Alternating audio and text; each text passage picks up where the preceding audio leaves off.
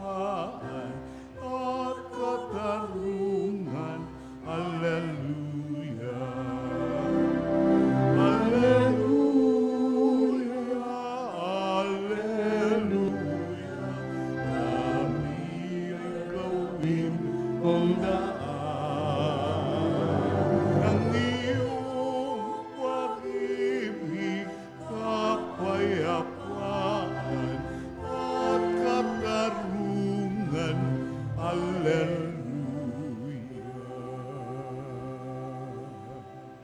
Sumainyo ang Panginoon. At sumaiyo rin. Ang mabuting balita ng Panginoon ayon kay San Mateo. Papuri sa iyo, Panginoon.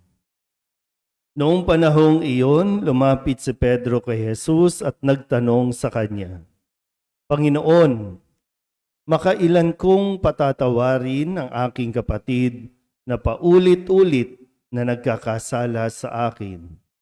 Makapito po ba?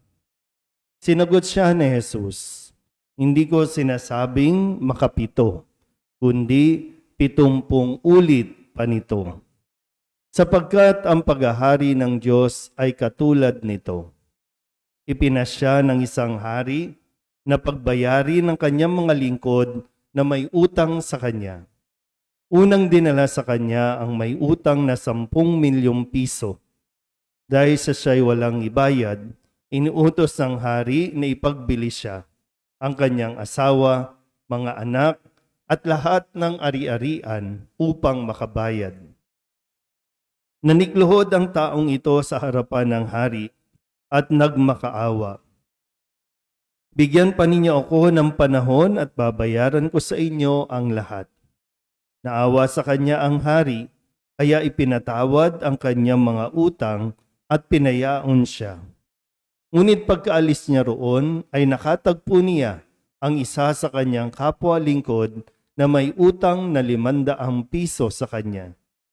Sinunggaban niya ito at sinakal, sabay wika, magbayad ka sa utang mo. Naglumuhod iyon at nagmakaawa sa kanya. Bigyan mo pa ako ng panahon at babayaran kita. Ngunit hindi siya pumayag. Sa halip, ipinabilanggo niya ang kanyang kapwa lingkod hanggang sa ito'y makabayad. Nang makita ng kanyang mga kapwa lingkod ang nangyari, sila'y labis na nagdamdam. Pumunta sila sa hari at isinumbong ang nangyari. Kaya't ipinatawag siya ng hari. Ikaw, napakasama mo, sabi niya. Pinatawag kita sa utang mo sapagkat nagmakaawa ka sa akin. Nahabag ako sa iyo, hindi ba dapat ka ring mahabag sa kapwa mo? At sa galit ng hari, siya'y ipinabilanggo hanggang sa mabayaran niya ang kanyang utang. Gayon din ang gagawin sa inyo ng aking amang nasa langit, kung hindi ninyo patatawarin ang inyong kapatid. Ang mabuting balita ng Panginoon. Pinupuri ka namin, Panginoong Hesukristo. Isang mapagpalang umaga po sa inyong lahat. Tayo po ay nasa ika-24 na linggo na sa karaniwang panahon. Ika-4 ay ika-24. Kamusta po? Tingnan nyo nga yung katabi ninyo. Sabihin nyo nga po, matanda ka na. Yun ang realidad, no? Karamihan sa mga online viewers natin, karamihan po nandito mismo sa simbahan, pag ganitong oras, matatanda na. No? Pero yung mukha ba yan na matanda na? Bakit naging matanda ang itsura? Meron kasing minsan matanda na pero bata pa tingnan. No? Meron namang bata pa, pero mukhang napakatanda na. Bakit? Stress. Dahil sa galit. Kasi ang galit, nakakapangit yan. Tingnan nyo nga yung katabi ninyo kung pangit. Ibig sabihin, maraming galit sa dibdib. No? At ang galit, sabi nga ni Sa unang pagbasa sa aklat ni Sirach, dapat kinamumuhian ang galit. Yung galit na nag-uudyok sa atin para maghiganti. Yung galit na nagtutulak sa atin para mabuhay tayo sa kapaitan ng buhay. Normal po, may normal na galit kasi bahagi po yan ng emosyon natin, no? Yung anger. May galit kapag dahil mahal natin ang isang tao, ano ba, yung mga anak ninyo, kailangan yung pagalitan, nagagalit ka, nag-e-express ka, kasi concern ka doon sa tao. Normal yon. So, ang pinag-uusapan dito ay yung galit dahil sa sama ng loob. Kasalanan po yun. Yung magalit tayo sa kapwa na pinag-iisipan natin. Tandaan niyo po, no, yung galit na nagdadala sa atin na makapag-isip tayo na magiganti, makapag-isip tayo ng hindi maganda sa ating kapwa. Kahit pa tayo ay ginawan ng hindi maganda. Kasi yung gumawa ng hindi maganda sa iyo, ganon ang naging pag-iisip. May gumawa sa kanya ng hindi maganda. Dahil hindi makaganti doon sa iba na ibabaling ang sama ng loob. Kaya minsan, no, lagi natin tinitingnan, ano ang pinanggagalingan ng taong ito? Bakit galit sa iyo? May pinanggagalingan yan. Kasi kung sa atin po, no, dito, sabi sa ating ebanghelyo, kailangan natin magpatawad kung gusto rin natin patawarin tayo ng Diyos. No, yun yung sinabi dito. Gayon din ang gagawin sa inyo ng aking amang nasa langit kung hindi ninyo patatawarin ang inyong kapatid. Kasi ang Diyos, kung pabalik tayo, no, ang Diyos ay mapagbigay. Ang Diyos ay nagbibigay ng hustisya at ng habag. May hustisya at habag. Sa unang bahagi ng ating ebanghelyo, ang sabi dito ni Jesus, maaring tanong din natin, tanong ng karamihan, ilang beses kong patatawarin? Paulit-ulit eh. Ilang beses kong patatawarin? Hustisya at habag. Ilang beses? Kung ilang beses din siyang hihingi ng tawad. Yung lalapit, hihingi ng tawad. Kung may pagkakataon, ha? Kapag humingi ng tawad, patawarin. Kasi paano mo patatawarin kung hindi nga humingi ng tawad? Kasi ang problema sa atin, kapag nagkasamaan ng loob, hindi na yan mag-uusap. Di ba naalala nyo last Sunday? Kung alam mong may ginawa sa iyo o nagawa sa iyong pagkakamali ang iyong kapwa, ang dapat mo munang gagawin, kakausapin mo siya. Kayo muna.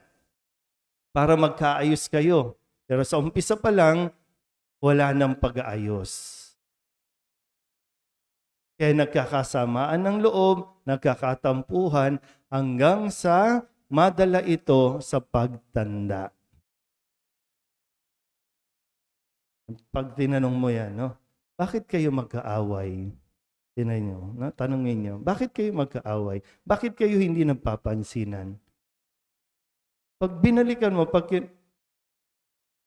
yun lang.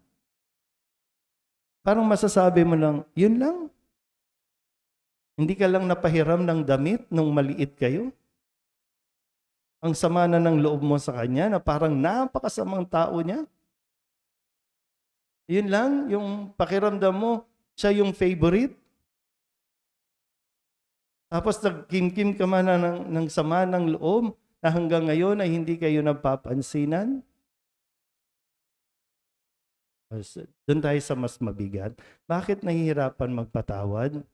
Kasi binugbog ka nung maliit ka. Na sexual abuse ka.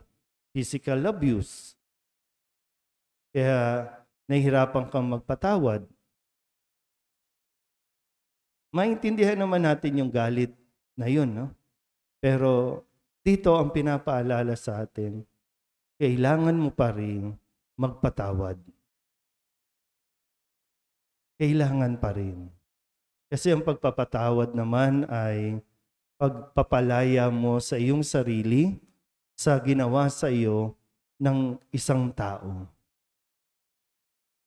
Palayain mo ang sarili mo. Andun tayo, no? Hindi inaalis yung nasaktan ka, talagang labis na nagdurugo ang kalooban mo. Hindi yun inaalis. Sadyang mayroon ding dahilan kung bakit mo naranasan yan at bakit kailangan ikaw. Kasi sa lahat naman sa atin, no, tayo ay nagsisilbing aral o lesson sa ibang tao na nahihirapan. Ano ba? May mga tao din ngayon, nahihirapan silang magpatawad. Pero ikaw, nagawa mo. Paano mo nagawa? Yun ang matututunan niya sa iyo. Huwag kang mag-alala. May hustisya ang Diyos. May habag ang Diyos. Kasi malinaw po dito, no? Kapag hindi mo pinatawad, hindi ka rin patatawarin. Sabihin mo bang unfair? Hindi ka ba humingi ng tawad sa Diyos? At sa paghingi mo ng tawad, pinagkaitan ka ba ng Diyos na sinabi ng Diyos, hindi na, wala ka ng kapatawaran, sa impyerno ka na? Hindi naman. Kaya nga lagi nandyan ang krus. Si Kristo na nakapako sa krus para sabihin na araw-araw, humingi ka lang ng tawad, okay na. Patatawarin. Pero kaya tayo pinapatawad, kaya ipinaparamdam sa atin ang hustisya at tabag ng Diyos para ito rin ang ating maipadama at maibigay sa iba. Lalo tigin sa mga taong nagkakasala sa atin. Ngayon, hindi ko alam kung ang tanong ni Pedro na ilang beses ko bang patatawarin, parang naisip ko rin na tanong, kailan ko gagawin ang magpatawad? Kailan? Kasi desisyon mo yan. Ikaw ang magdidesisyon yan. Pero tandaan nyo, marami sa mga nakagawa ng kasalanan sa atin, patay na. Wala na dito sa mundong ito. Hindi ko alam kung humingi na siya ng tawad sa iyo, hindi mo pinatawad, o walang pagkakataon. Pero ang pagpapatawad pwede mong ibigay kahit hindi na siya makalapit sa iyo. Kasi para sa sarili mo yun. Para sa sarili mo, bilang pagsunod sa utos ng Diyos sa atin. Huwag kang mag-alala, no? Kasi kung sasabihin mong unfair, hindi eh. Kasi may naghihintay sa atin mula sa Diyos. Sa ipapakita nating hustisya at tabag sa ating kapwa. Kaya sana po, no? Tumatanda na tayong lahat, mahirap mabuhay sa galit. Amen?